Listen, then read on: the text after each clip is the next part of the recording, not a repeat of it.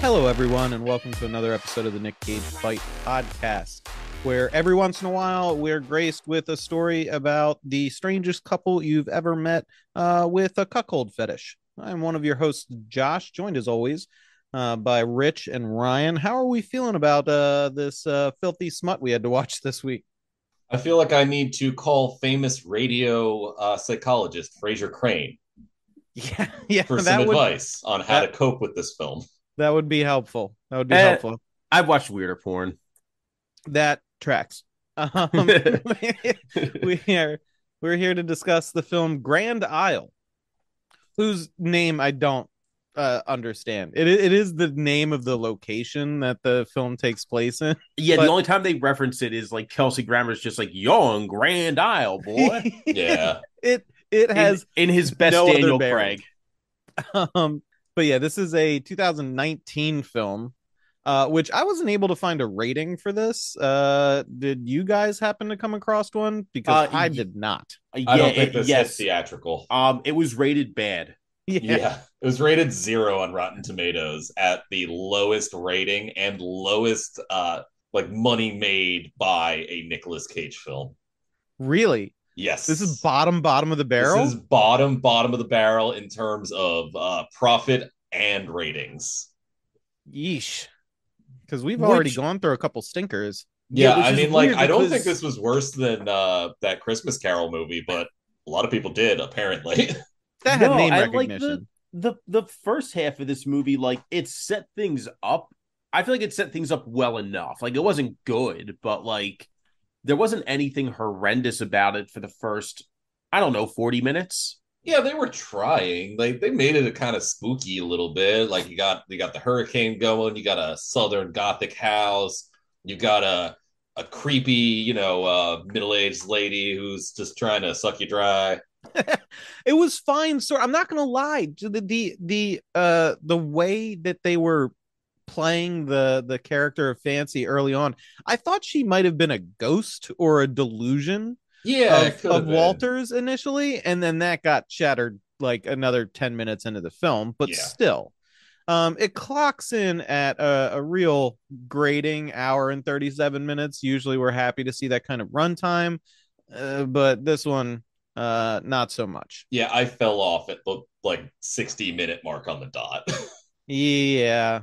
That's Yeah. Yeah. about when I was like, is this over yet? Is this over yet? Is this over yet? Although I will say credit where credit is due. These aren't good decisions they made that did this, but the last 20 minutes of the film is one of the wildest departures from a story that seemed like they were trying to tell that I have ever seen. Yeah. It Yep. went completely off the rails. Well, I did find a little bit piece of information that apparently this went like over budget and they did not have the last 2 days of scenes actually filmed when they went to editing. So we're missing apparently some context that should have been shot for this movie, which is wild because apparently a good chunk of it was shot on iPhone.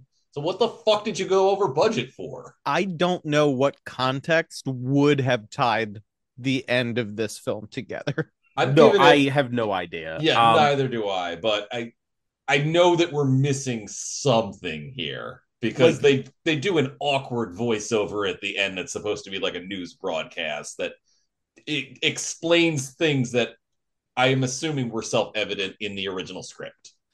That was just a grenade lobbed as they walked out of the fucking Yes, door. 100%. yep. It was berserk. It absolutely bonkers. All right, so let's just because we have some thoughts and some feelings and opinions on this one. Let's get to it. Why don't we jump right into housekeeping? Should be a short one. All right. So first up, we have our director, Stephen S. Campanelli. As far as other directed films, we have Momentum, Indian Horse, and Drinkwater. Now, that's not the whole story of this guy. I found his backstory relatively compelling, so I'm just going to give you a quick primer on it. He's apparently a like visionary camera and electrical department guy. Apparently was the first to combine a camera operating and a steady cam as like a combination shooting technique, and he ended up becoming like Clint Eastwood's primary camera guy throughout the later half of his career. So he was in the camera and electrical department on movies such as Mystic River, $1 Million Baby, Three Billboards, The Maze Runner, Richard Jewell, and basically every Clint Eastwood film that came out in the last 10 years. I got a couple to shout out for him as a cinematographer. He was the cinematographer for Time Cop, Twister, Ooh. Nutty Professor 2, The Clumps, Ernest Goes to School, Needful Things, which I fucking love, and an upcoming one for us, World Trade Center. Oh, Yes. there you fucking go. So Campanelli is going to be around for a little bit longer for us.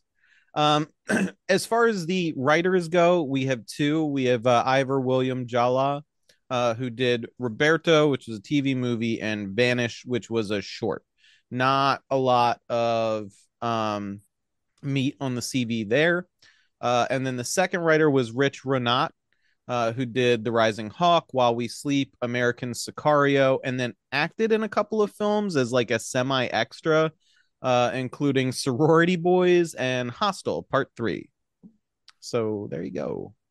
And I think that's not the only Hostel Part 3 that we've got on the housekeeping. I think one of the leads is also in that. I might have missed that one. Moving on to the cast from here, we have kind of slim pickings. No offense to anybody who starred in this film. I'm not saying that the acting was bad, really. The acting was fine. It's the writing that kind of screwed you guys over on this one. But yeah, also no offense to Slim Pickens. Yes, no offense to Slim Pickens as he rides that bomb right out of the plane. As he's still trying to take over Rock Ridge. So starting as always, where we are contractually obligated to, Nick Cage is playing Walter in this film. Moving on from there, we have Katie Strickland as Fancy. She was in Anacondas, The Hunt for the Blood Orchid, Fever Pitch, The Grudge, the American remake, The Grudge, and which American I like quite Gangster. a bit, actually. That Grudge American remake is not the worst. I didn't hate it. Yeah. Didn't they make it into a serialized TV show recently? I'm not sure. It was that or The Ring. They turned one of those into like a TV series. I feel like The Ring would probably make for, I mean, not a good TV series, but a TV series. Yeah. I mean, if you haven't seen Ring versus Grudge, it rules. That movie whips ass. That's a thing? That's a thing, and it's so good. Huh. It's just the ghosts beating the shit out of each other for an hour and a half. It fucking rules. That actually sounds real good. I'm sorry. I love all of those like franchise bads, like either ghosts or creature feature ones where they're versus each other. Freddy versus Jason, Alien versus Predator. It's got Freddy versus Jason stink all over it. Godzilla versus everything. Yeah. Well, that whole series was about Godzilla fighting something. It's a little different. Yeah, and very few of the Godzilla monsters he fight had their own series to start. I think Rodan did, Mothra did, King Kong, of course, but the rest of them were Godzilla originals. Kong versus Godzilla. I'll give you that one. What was the first Godzilla versus? Was it King Kong versus Godzilla? Was that the first one? Maybe. I don't know. I should know this. I've got the big ass Showa era box set. Yeah, we're talking about a very deep film franchise here. But also, this is something I just assumed that Ryan would just have off the top of his head. Give me a second. I'm looking it up. It's either versus Mothra or versus Kong. Yeah, for some reason I thought it was Mothra, but I might be wrong about that. It's been a long time since I dove into the originals from there. So while Ryan is trying to get us our Godzilla answers, moving on in housekeeping to Luke Benward as it was Buddy. Kong. Oh, it was Kong. It was Kong. And then Mothra was the one right after that. Gotcha.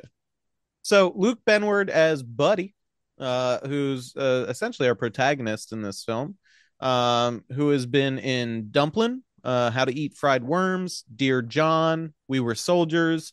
Not anything that I explicitly recognized him from off the top of my head when I saw him in this film. But he's got one of those faces where you're like, what have I fucking seen this guy in? He looks like 10 other dudes. He does. He does look like a lot of other dudes. Yeah, I just watched like a shitty Netflix movie, and I thought it was him in it, and it wasn't. It's just some other shitty dude with a beard. There you go. What was the shitty Netflix movie?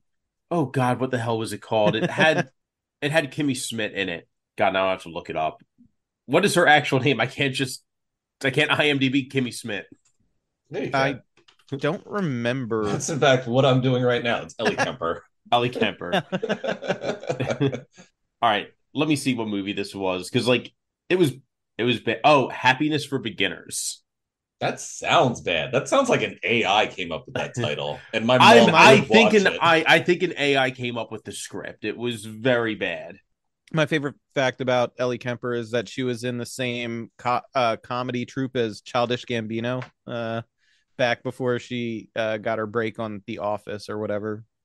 Wait, I really? think Is that the Groundlings or the Upright Citizens Brigade? the one with I only ever saw them on YouTube. They had a bunch of skit like the real street defense skit where like the main kid is wearing a karate gi, Oh, but his Derek Comedy is Derek apparently what it comedy. was. There you go. Yes, it's been a minute since I've seen him. So moving on, we have Kelsey Grammer as Detective Jones. You might recognize Kelsey Grammer from his work playing Kelsey Grammer in 30 Rock, Entourage, Unbreakable Kimmy Schmidt, and Girlfriends. Yeah, and nothing else. And nothing else. He's never been in Yeah. anything else. He's No. Not a famous for being single Kelsey cameo. Grammer. He's in the Best Friends gang and he scams a carnival ice cream because they kept misspelling his name. I'm sorry, that's one of my favorite B plots ever from 30 Rock. Sorry. It is pretty good, yeah. Next up, we have Zule Hanau. I'm not sure if I'm pronouncing that right. As Detective Newton, who was in Fighting, Takers, Boy Wonder, and True Memoirs of an International Assassin. And here's where that Hostel 3 pops up again. She was also in that.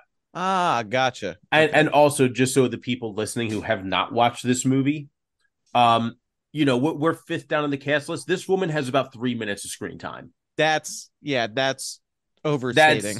That is like how thin this cast is. Next, I can't even place these next couple. We have Ellie Marie Palmer as Lisa, who is in Cobra Kai, Last Son, American Horror Story, and Cryo. Oh, Lisa is Buddy's wife. Gotcha. Okay. All right. And then Beatrice Hernandez as Patty. Do we know who Patty was? I think she Patty was the waitress that Buddy's talking to towards the end when shit starts going down. So 15 seconds of screen time. Yes. Not even. I want to say maybe 8. She was in Outlaws and Angels, Half Brothers, Minsky, and The Vault. And that, yeah. Wait. Did I miss it, or did we mention that Emily Marie Palmer was in USS Indianapolis? Did I miss that? Oh, you missed it, but that's because I missed it. I didn't realize it as well. Okay, USS Indianapolis. She was. There you go. There you go. She did look familiar. Yeah, because she's in a movie we're never going to watch again. I don't know. I like the Sizemore. I'll get you the Sizemore cut. The Sizemore cut is what I need. I need it. I like the sharks. So, God, I'd honestly review that movie again over talking about Grand Isle, but we have to. We're stuck talking about Grand Isle. So let's do it. So the movie opens on an estate of some sort, and a woman answers the door for some Girl Scouts to buy Girl Scout cookies. Real Southern Belle accent on this one, right? And the year is 1988. She's kind of creepy with the Girl Scouts, and the music is definitely trying to indicate like something's wrong here with this character, but nothing happens in the scene. She's nice to the Girl Scouts and they leave. So real quick, because whoever wrote the synopsis on Wikipedia for this movie, like they must have just fed it through an AI, because some of the lines in it are funny. And as we go scene by scene, I'm going to read some of the funnier ones, like this one. In the coastal town of Grand Isle, Louisiana, Fancy answers the door to find Girl Scouts selling cookies. She is very enthusiastic, but also creepy. I mean, it's accurate. Not wrong. That's quite accurate. Way to go. And end of paragraph. Yeah, that's fair. So, cut to the evening at the same manor. We get to see the gate. It reads WF, which I thought was funny. Their last name is something that starts with an F, but it also works for Walter and Fancy. I can't remember what their fucking last name is because I don't think they really gave care. them it. They did. When I first saw don't it before knowing the character's name, I made a stupid joke and said it just means weird fuckers. That is good. That's another good one. Yeah. In fact, I think they had the Walter and Fancy thing in mind when they put that up there, and then like halfway through the production of the film, they're like, "No, usually you include the last name on there," and they're like, "Shit, well we gotta drop 2 lines in the film where we reference it their last name, and it starts with an F." And they're like, "Okay," because that's the only time it comes up at the very end of the film. They say it 2 times. A man gets out of bed in this darkened house and pulls a gun from the drawer in his bedside table. And we see somebody robbing the place. This was the first thing that held me up a little bit is the outfit on the robber and also the woman's purse where she apparently keeps her diamond jewelry look more modern than 88. Oh, that's not the only anachronism that we get in this. I figured as much, but I remember it bothering me almost immediately. Once you're done describing this scene, I have 2 things that are going to bother me, but please continue. Gotcha. So the robber goes to leave the house after stuffing his backpack, but the man, Walter, played by Nick Cage, holds a revolver up to the back of his head and says, "You picked the wrong house to rob." But the kid swings around, knocking the gun wide, and then runs and dives through a window, which pretty ballsy. Not smart to do. Without any hesitation whatsoever. And he just takes off across the front lawn, but Walter shoots him in the back as he approaches the white picket fence, and the kid crashes through the fencing at this point in time. So thing number 1, again, I'm going to read the Wikipedia line here because I don't fuck it. That's why. In 1988, Walt, who has long hair and a beard and looks and acts scary, confronts a burglar. That's a handlebar mustache and a 5 o'clock shadow. There is a difference. That's the line from Wikipedia.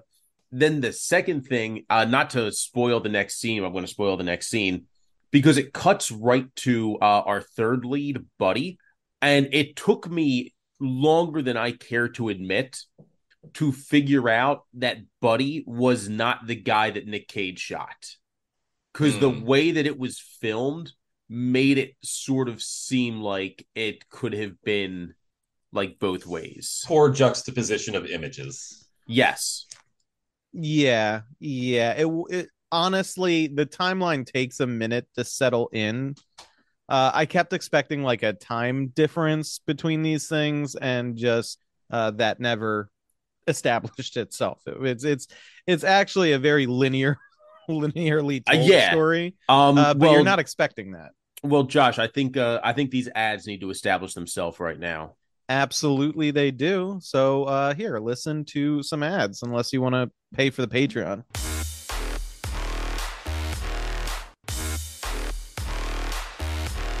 Yeah, and if you do want to pay for the Patreon, patreon.com/Nick Cage Fight. Give us $1. We will supply you with the powder that removes ads from this podcast. It's a powder. It's a powder that you add a little bit of vodka to, and then you apply it like a poultice to your ears. It just filters it right out. Weird when I found out about that too, but what are you gonna do? Listen, it gets absorbed completely, and surprisingly, it was cheaper than just not doing ads. Yeah. So speaking of Patreons, we do have a new Patreon subscriber, and I just want to shout him out. Thanks for subscribing, Chef Brian. You the man. There you go. Yes, thank you. And now our numbers are going up. Ryan might have to make good on a promise he made months ago, and nearly a year ago at this point. Excited than I am. Also, grab that $1 tier. It's gonna produce genuinely good content. For like the $1 tier, I'm going to start telling people that, like, hey, for $1 at the end of each episode, I'll tell you I love you. I'll call you by name and be like, I love you. That would be fun, just going through our Patreon list and just being like, we love you. We love you. Yeah, print them out, all their usernames on little index cards, and give them a little smooch. Yeah, and I'll say something nice about you. Something that, like, the band's going to make it. Or your father and I are very proud of you. Or, fuck your father. Who cares what that That's dickhead true. says? Okay. Back to Oh, I actually have something to mention real quick about that poor juxtaposition of images. I was trying to remember the name of the film theory effect. It's the Kuleshov effect, when it's a mental phenomenon which viewers derive more meaning from the interaction of two sequential shots than from a single shot. huh. Okay. Interesting. I did not know the name of that. Yeah, it's named after a Russian filmmaker who pioneered the technique. Yeah, them Gotcha. Russians always be pioneering. Oh, in film? Fuck yeah. Watch yourself some Tarkovsky movies. You're going to see some weird shit. So as Rich led us into, we cut to a beaten and bloodied Buddy being interrogated by Kelsey Grammer, who's just playing a simple country detective. Uh, and the accent he's doing is 100% the simple country lawyer bit from Futurama, the the bird. chicken lawyer. Yeah. Oh no, I was thinking it's just a dead on Knives Out. Yeah, Benoit Blanc. Yeah, he's just like 3 days before he started filming this movie, he just watched Knives Out and was just like, that's it. The funniest thing is to me is like Fancy has like a Southern Belle accent. Buddy has a little bit of a drawl. Yeah, a little draw, Uh yeah. Grammer is going full simple country detective. Kelsey Uh Grammer thought he was cast in an adaptation of a Tennessee Williams play. Is what happened yes, here. yes, Yeah. absolutely. And Nick Cage is doing fucking none of that. No. No effort at Which an is accent funny because at all. we've heard him do a Nick pretty Cage is a good like carpetbagger. southern accent before. We have. It's honestly it's fucking hilarious to me. Um It's so good. So yeah, so Kelsey Grammer, Detective Jones, is talking to Buddy about how he found religion because of his job, and he's trying to use the religion lever to get a confession out of Buddy. It looks like Buddy is suspected of a murder that was committed during a B&E. Detective Jones hits the record button, and we cut to the story of Buddy and what happened at this house. So, we're introduced to Buddy following like an older gentleman into a diner, trying to sell him on some sort of investment opportunity. It's all done in vague terms, and it is never elaborated upon. It clashes kind of hard with what we find out Buddy's career actually is, which is installing fucking fencing. So I have no idea what he was trying to spin up here. And it's never elaborated on. Yeah, yeah. Did you guys decipher any of that? Because it's No. whatever MLM he's trying to sell this old guy on, it is completely disconnected from the fencing business, so far as I can tell. He breaks off his pitch to the older guy to join his wife and newborn in a booth at the diner. So they're a young couple with a brand new baby, and they're in need of some money. His wife suggests she get a job bussing tables here at this very diner. And Buddy poo-poos that idea. But because we're cramming a lot of context for this couple into one of the few scenes where we see them interacting together, we also have to get the information that apparently Buddy and his wife haven't been doing any boot knocking since the birth of the kid. So this is about a 6-month dry spell for Buddy. This is important context for later. So from here, we get Buddy ringing the doorbell at Walter's house.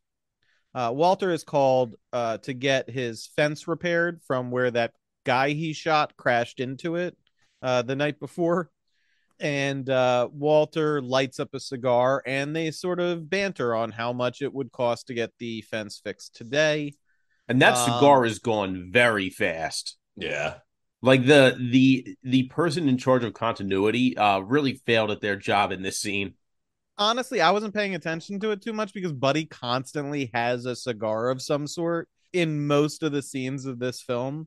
So or it's just Walter. like, what was that? Or Walter, you said Buddy. Oh yeah, Walter. Sorry, Buddy doesn't smoke cigars. Walter is constantly smoking 100 cigars.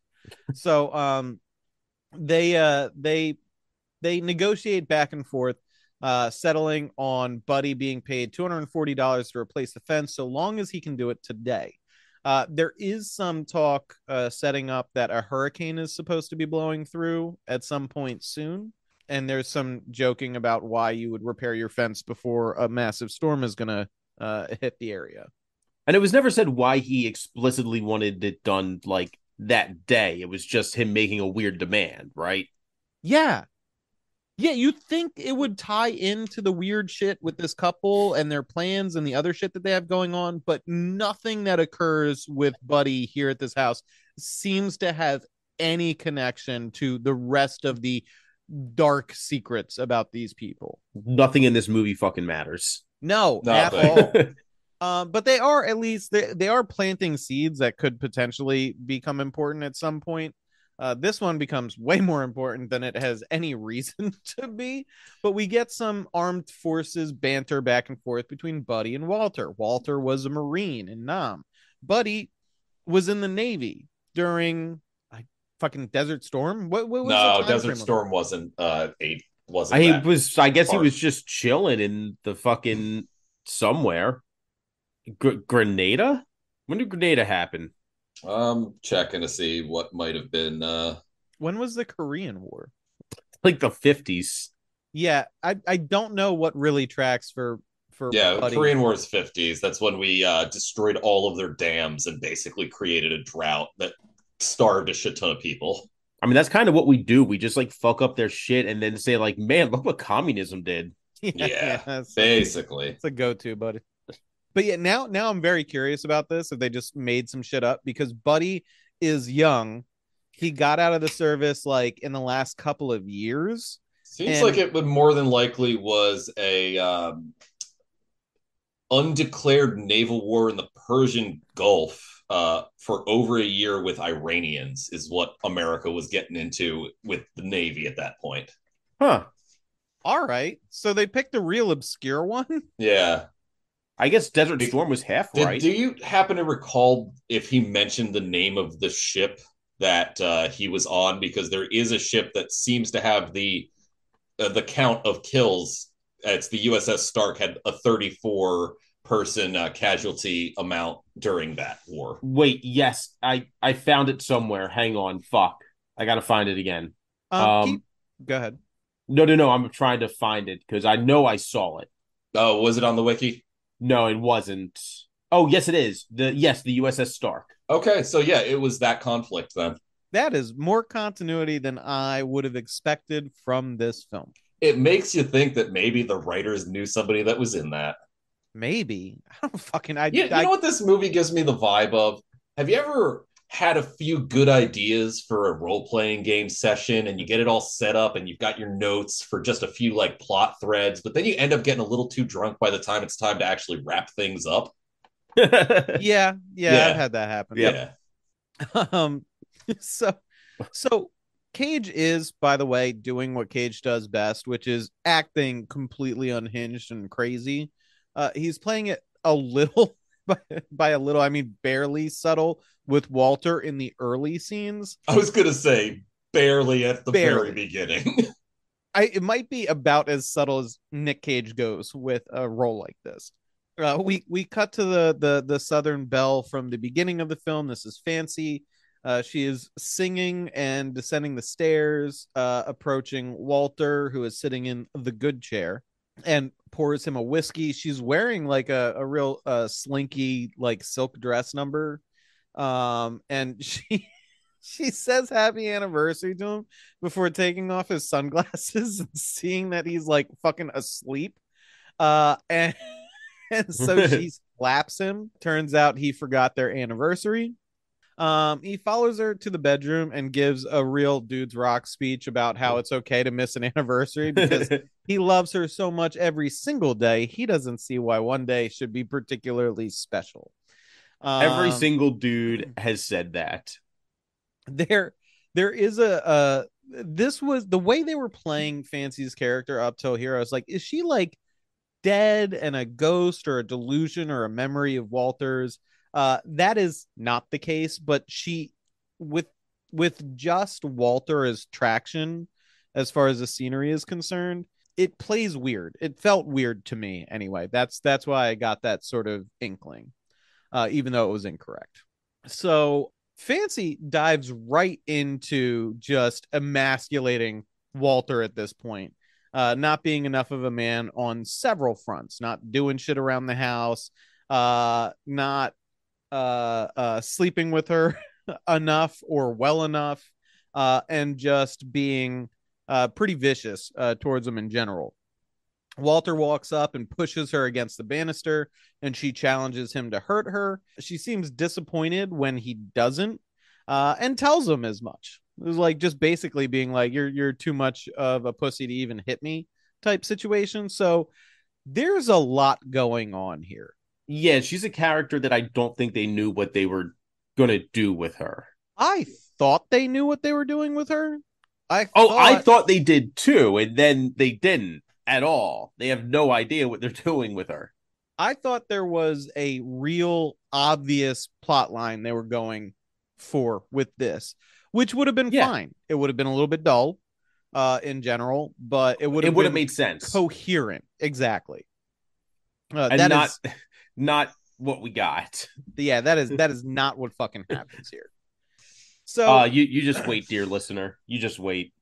It again, the last 20 minutes of the movie was just me repeating "what the fuck" over and over and over again. It's a bad time to drink tea at all. So outside, Buddy is getting to work on the fence.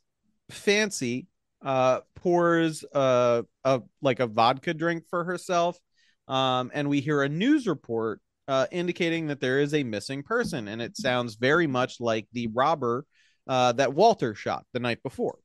As Buddy is working on the fence, Walter is putting up boarding on all of the windows in preparation for the hurricane, which is actually really decent cover for him to board up the window that the robber broke out of in the first scene of the movie.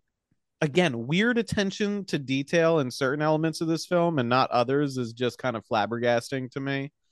So Fancy brings Buddy an iced tea, and she is being very flirtatious with Buddy. Buddy is not immune to these charms and, in fact, slams himself in the thumb with his hammer, watching Fancy go to walk away, and she insists that he come inside to get bandaged up. So she bandages his thumb and then kisses it afterwards. And then the camera pans over and we get to see Walter standing in the doorway watching all of this. And he says something vaguely threatening, basically, to Buddy at this point. So this is the part of the film where I'm like, I get what's going on. It is a weird murder couple that have a cuckold fetish, you know? Except for the murder part, there's nothing super strange here. Yeah, again, that's what I thought this was just going to be a cuck movie. That's what I thought too. Like the movie Cuck. Yeah. I don't know if you guys have seen that one. I have not seen Cuck. I've heard of it. Slight digression while I explain this film to you guys because I watched it. I heard about it and I was like, I am super fucking excited to watch this movie. And as soon as it came out, I was like, yep, snatched that shit up and watched it. And it was pure discourse porn. It was just trying to cash in on the political discourse of the time. It's about this dude whose life is not really going great for him. And so he buys all into like the equivalent of the MAGA movement and ends up falling in love with this weird lady who has like a neo-Nazi boyfriend. And so then they start making him participate in filming basically cuck porn with them. Oh. Yeah. Or like he doesn't do anything sexual. He just plays like the husband getting cucked. And then he's getting further into this like political movement, but then all of his cuck porn videos get found. And so the movement abandons him and it goes poorly from there on out. But yeah, that was a weird fucking film. Not as weird as this one though, because at least it was more linear. Yeah. You knew what was gonna happen in that one. So anyway, like I said, I figure, okay, Fancy does this with strange dudes, and then Walter kills them, and that's their cycle, right? It kind of makes sense. Yeah, apparently the lady in that cuck movie is in 80 for Brady. Oh shit! Wait, There you who's go. Nady for Brady? The lady that's in the cuck porn in the movie Cuck. Oh shit! Yeah, That's kind of funny. I love that movie. It's so I know you bad. do. 0 out of 10, unjackable. So we might have to consider Cuck for a Patreon episode, just because you two haven't seen it, and I want to I want to inflict that film on more people. Fair. All right, fine. It's not good, and it's not insightful in any way, shape, or form. It's just it is what it is. Anyway, so Buddy goes back to fencing, and Walter is drinking PBR. This podcast brought to you by PBR. Oh, PBR bottles too. He's a Bottles of fancy PBR. man. He's got a collection of those caps that have the like playing cards suit and number on it. Yep. I Yep. know I'm sorry, a couple of people have nothing- like bags of those. Nothing will beat Lion's Head with the puzzles on the. Oh, on the back. Rebus puzzles. I love Yeah. the Rebus puzzles. Those are fun. I Those are miss fun. Lion's Head. What happened to that beer? It retreated to its origins in like Northwest Philadelphia and Delco. They got to get that back. That shit was like the cheapest possible beer by can. It was good. I didn't even hate that beer. It was, No, it was a good, fun. good. No, it tasted cheap like college beer. to me. Yeah. There you go.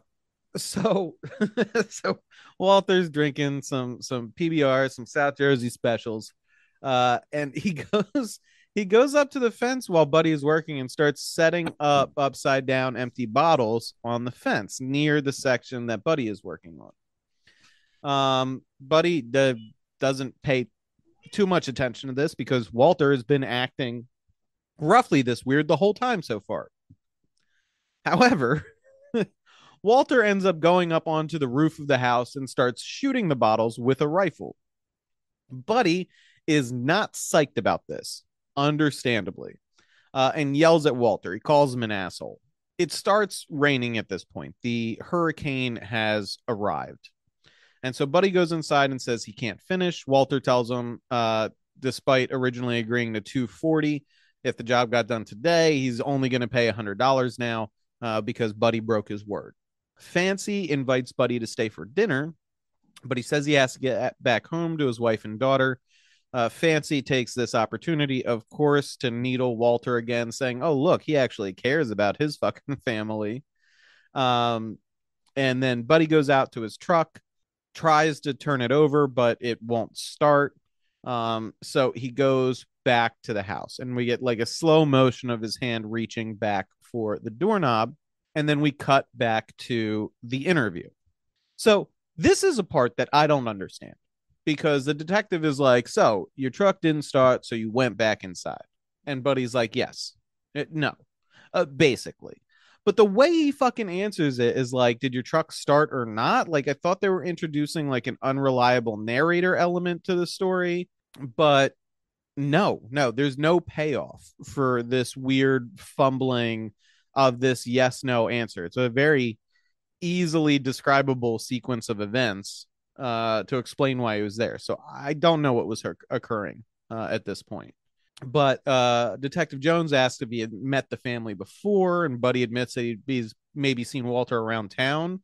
Then we learn that in his past, Buddy robbed a store with a spray-painted BB gun, and Buddy says it was because his dad was out of booze, and he would, rather rob a store to get his dad booze than take another beating.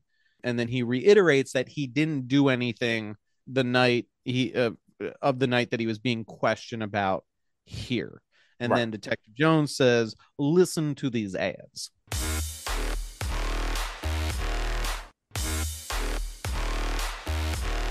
Man, that was so good. When did we get Kelsey Grammer on here? He's probably real cheap nowadays. I could have swore that was Daniel Craid. No, he's real expensive. He is real expensive. He's got that Benoit Blanc money. Yeah, but meanwhile, Kelsey Grammer, he only got the Detective Jones money. He's got that James Christmas money. I think it's funny that I feel like Knives Out has had an outsized impact, especially in regards to Daniel Craig. He has Bond money. Yeah, he had Bond money. Yeah. Yeah. Like big Bond money. Yeah, but they don't let you have fun making James Bond movies anymore. Yeah, that's true. Modern James Bonds have to be like fucking shredded. You know, that poor guy wasn't allowed to have a pint for like 5 years while he was in the Yeah. process of producing those. Whereas like the Benoit Blanc joints, those just seem like fun to make. They do seem fun to make, and also that detective needs a little punch to sell the character anyway. So Absolutely, Daniel yeah. Craig was probably eating good during those. I also like that. I'm pretty sure that Knives Out is the reason why we've gotten kind of a revival of the cozy mystery genre, which is something I appreciate very much. Oh, I dig Got those like too. yeah, we've got like fucking multiple new Hercule Poirot movies coming out. Are they reviving the Pink Panther as well? They are, but inexplicably, the Pink Panther, the like mascot for the movies, is going to be a CG character in that new movie, which means that the people making it misunderstand what the Pink Panther is actually about. Yeah, that's fucking Yeah. crazy. One of my favorites, Steve Harvey played the original American version of the Pink Panther, right? Steve No, it's Harvey. not What? Steve Harvey. Jesus. Steve Harvey? Martin. Steve Martin. Martin. My bad. Yeah. Sorry. I always He have was Steve Those are Harvey two on the very he was the different people. Inspector Clouseau. Yes. Okay. My favorite bit as a kid, because I saw those films when I was a kid, is fucking Steve Harvey playing Pink Panther. Now I got to make a petition because I want to see that shit. You're telling me the murderer did what? Survey Anyway. sales. Anyway, no, my favorite bit when I was a kid was him and his housekeeper always trying to murder each other. I found that so infinitely entertaining. It killed me. Anyway, so to drag us kicking and screaming back to this I'd film. rather talk about anything other than this movie. Can we talk about Pee Wee Herman? Pee Wee Herman just died. Yeah, rip to a real one. Yeah. Man. Yeah, I did rewatch Pee Wee's Big Adventure last night I in saw. remembrance. That movie still whips ass, even though I hate Tim Burton. Everybody is relitigating the porn theater bit and the fallout from that, which is what's there to relitigate? It's a porn theater. You're supposed to whack off there. Yeah. Have these people never been to a porn theater before? Like they pay a guy to clean up after. yeah, the guy that mops up the loads. Yes. They have glory holes. You know what a glory hole is for? Loads.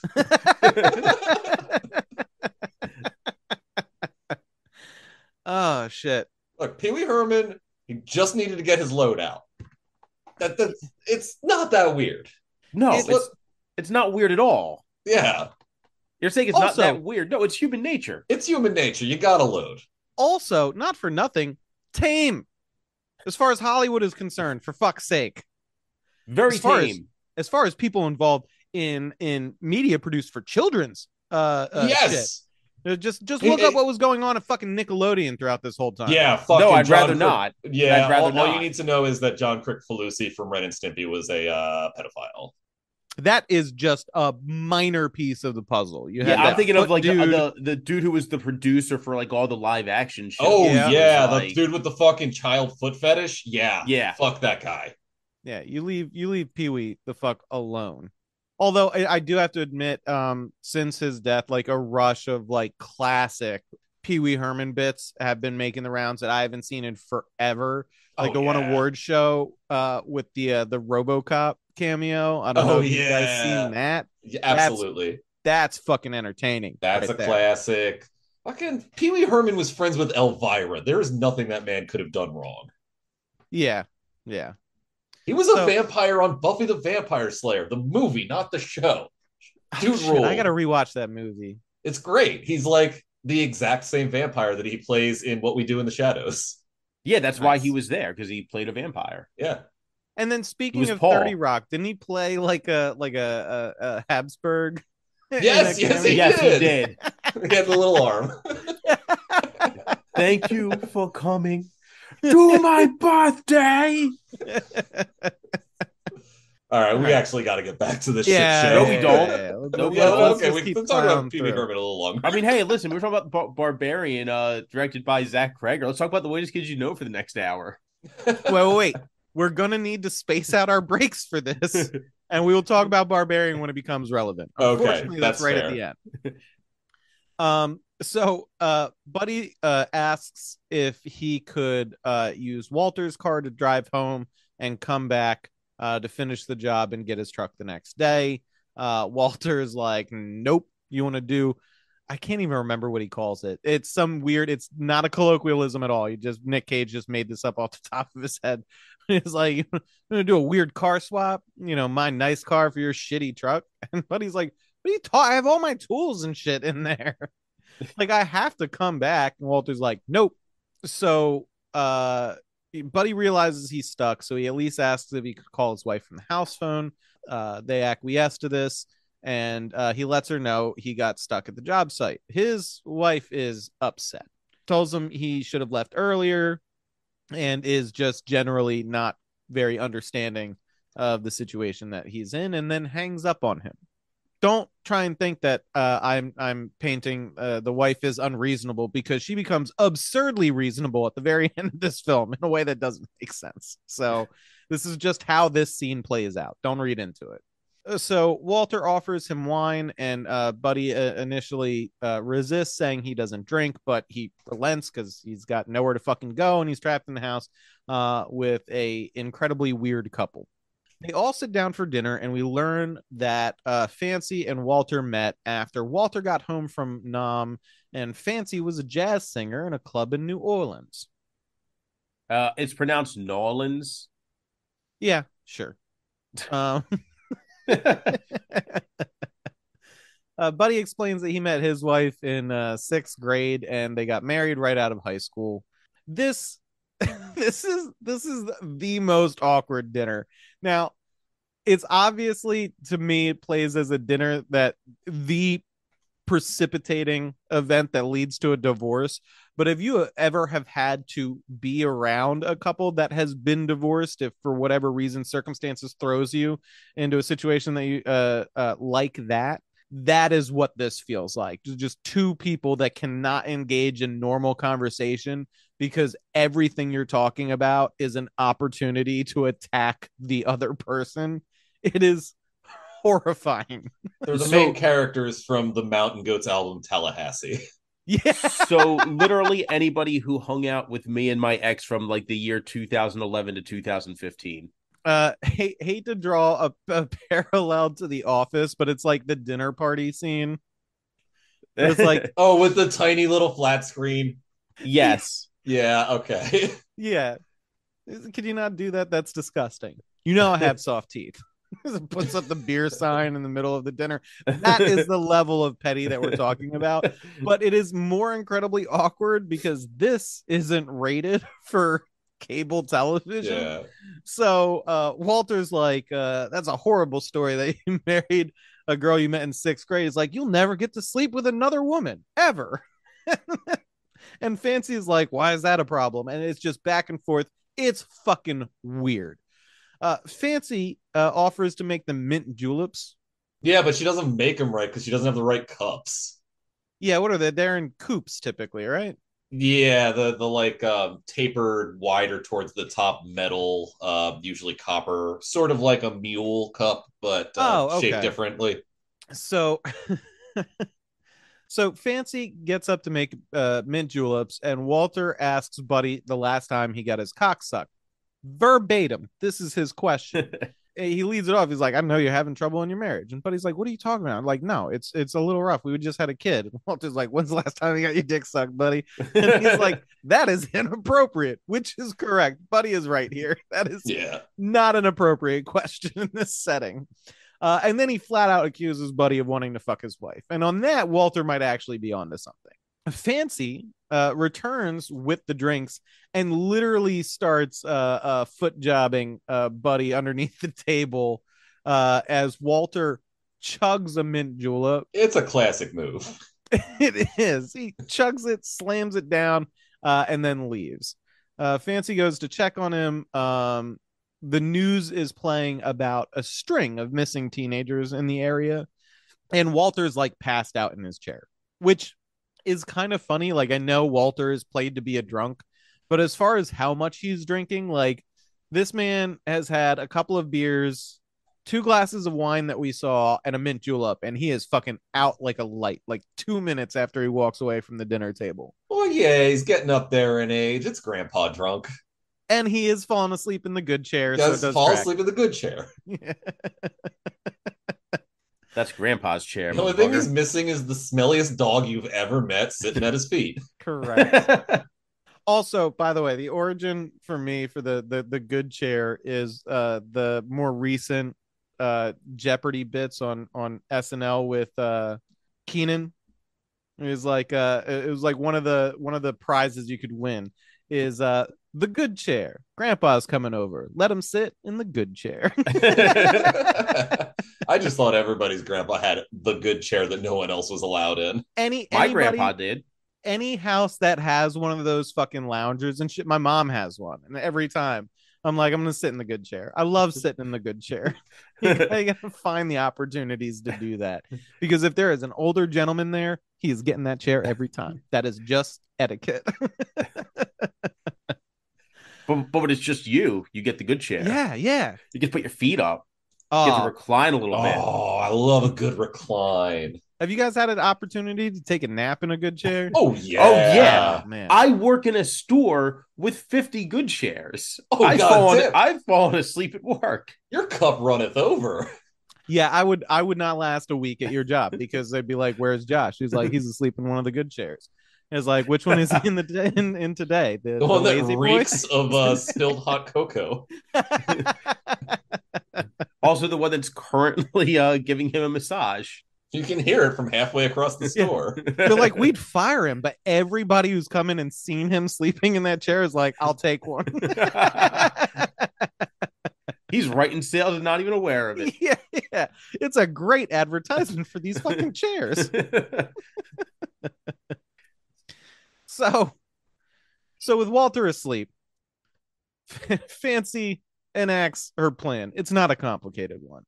She offers to take Buddy on a tour of the house, and Buddy, instead of running from the house screaming into the dangers of a hurricane like he should have, agrees instead. And so as they're walking to go upstairs, Buddy asks about a ludicrously locked interior door. I'm talking about 3 different locks and a chain on a door inside your house. It is the most fucking suspicious thing you could ever possibly see, to the point that should I ever pull off actually owning a home, I know that's not really in the cards for our generation, but if we do, I somehow pulled it off. One of the bits I promise you I will have at that house is an interior door with like 15 locks on the outside. And anytime anybody asks me about it, they're like, "Hey, what's up with that door?" I'm gonna be like, "I don't want to talk about it," or be incredibly vague. It's just a Resident Evil puzzle door. That's all it is. You're gonna have to bring like a little statue that slots into one of the keyholes, a couple of actual keys, and then you got to do a little logic gate puzzle to get it all open. Yeah. My goal outright is to be vague and like vaguely ominous enough about it that eventually some concerned citizen calls the cops and they come over and I have to open it, and it's just a bunch of like gunplay figurines. It's just a bunch of Legos. Yeah, you open it up. It's just, yeah, exactly. It's just Gundam models and Legos. And they're like, son of a bitch. This is where I keep my no, Sonic we got another the Hedgehog comic collection. We got. This is where I keep my valuables. We got another Lego closet. It wasn't a murder dungeon. Damn it, another one, Terry. I got a buddy who pulled a Lego prank on me. He's been giving me his doubles because he's getting all of the Muppet Lego minifigs, and he hasn't given me his Stetler and Waldorf doubles yet. And then I come home, and I guess he snuck one of like Stetler and Waldorf, the 2 old dudes from the Muppets that are always pulling shit. I've got the Seinfeld apartment Lego set on one of my shelves, and he put them up in the rafters. Nice. I was gonna say you had to put them somewhere overlooking Kramer and Jerry and George and all their friends. Very funny. Yeah. So I know we digressed a little bit, but I'm making a point about the comical amount of locks on this door because it comes into play in my biggest issue as far as continuity is concerned with this film at the very end. So please remember Pavlov's that door. this door has so many locks on it. So when Buddy asks about it, Fancy's like, there's really bad things in there. And he's like, fucking like, what are you talking about? And she's like, I'm just joking. It just leads to the basement. And he's like, well, what about all that? She's like, shut the fuck up. Let's go upstairs. So she takes him upstairs, and of course, she takes him directly into the bedroom and then steps behind a changing curtain and changes with him in the room. Also, a changing curtain in your own bedroom. Okay, it just occurred to me that's a door to the basement, right? Yeah. There aren't fucking basements in Louisiana. It's a swamp. Yeah. I mean, they're basically non-existent. Well, they're existent in this movie. Well, are they? Hang on. Let's. Are there basements in Grand Isle? That's what. Remember, you're not in New Orleans. You're in Grand Isle. Grand Isle, Louisiana. Let's take a look. There would be no basements in Grand Isle. Is literally a Grand Isle. It is in the middle of the Gulf. Yeah, I'm showing that it would be a structural error to put a basement in any house in Louisiana. He was like, well, our first house, we built a basement and it sank into the swamp. And then our second house, we built it with a basement. It caught on fire, it fell over, it sank into the swamp. But the third house, we tried to put a basement in, stood fast. And that's the one you stand to inherit, buddy. So while Fancy is changing with Buddy in the room, he does, to his credit, he seems uncomfortable during this scene. He's looking around the room, and she has a collection of what looks like voodoo dolls on her vanity. Like it's called a vanity, dolls. Right? Yeah, it's a vanity. I'd call it a vanity or like a chifforobe or what was the other term for that? Oh no, chifforobe's the opening one. Is chiffonnier? There's some French ass term for that. If you're in like there's only fancy terms for this particular piece of furniture. Yeah, it's for doing your makeup in front of and shit. But yeah, she's got a bunch of weird voodoo dolls, which I'm like, all right, New Orleans area, like that sort of tracks. It never pays off in this film at all, so don't worry about it. Fancy comes around the changing curtain in very inappropriate piece of nightwear as when you have guests around, and starts asking Buddy about the health of his relationship with his wife. And you know what? That is a good enough sexually tense cliffhanger to leave you on, audience. If you want the real sexual, if you want the real good smut, you're gonna have to tune in for episode 2. Sorry to leave you guys with a burgeoning boner, but you know that's showbiz, baby. In the meantime, while you're waiting for our conclusion, our thrilling conclusion of Grand Isle, please feel free to give us a follow on social media. You can find us on X at cagefight_pod. I could see the light going out of your eyes when you had to say X. We'll X back at you. Our X will give it to you. I swear to God, it. At least I'm not going to have to give out that handle for very much longer, because there's no way this flaming blimp keeps from hitting the ground for very much longer. That's truly the stupidest timeline. Yeah, because I saw what they were calling like tweets now, and it was posts. Oh, see, I was pronouncing it Yeats, Skeets, which I really liked. Oh, Zeets? Zeets. I'm still going to call him Yeats. Or in Espanol, Heats. Ooh, fancy. So now I'm sorry, our Sopranos reference, all that was running through my head when you said it is like, what? So no fucking Zeets? AJ, no cursing. Then, patreon.com/TheCageFight, where you, instead of giving money to Elon Musk, you can give money to us. Unless he also owns Patreon. Does Elon Musk own Patreon? God, not yet, because it would be called X. It would Extrion. be called no. It would just be Extrion. called. It would just be called X.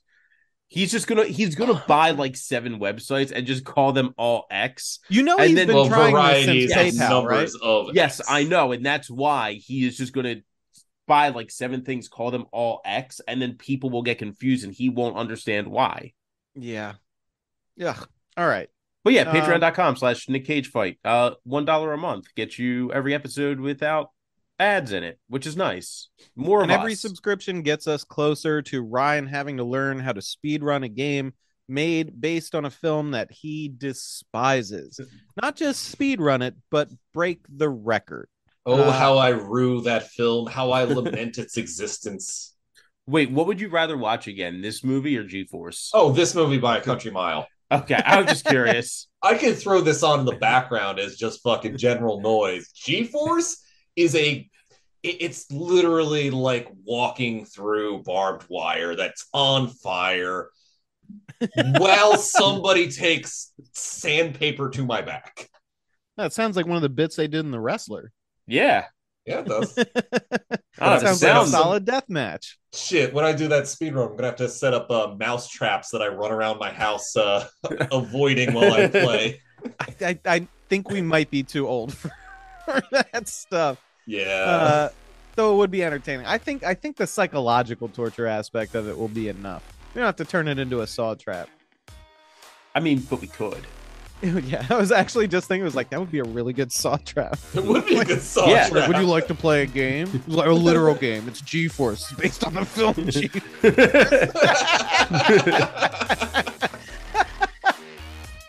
All right, yeah, that's all right. That's good. Let's let it go here.